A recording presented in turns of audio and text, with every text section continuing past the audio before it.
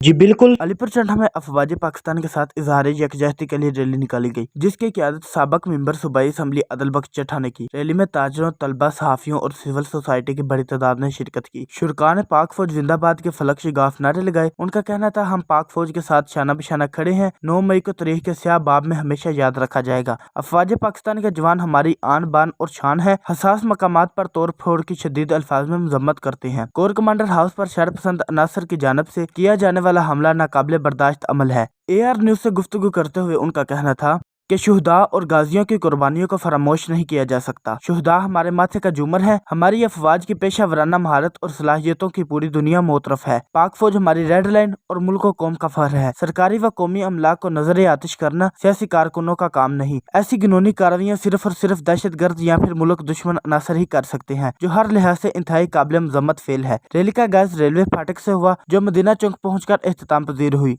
Cameraman Suhaib Bhatt के साथ Awais Naveed, AR news, Alipur Chatha.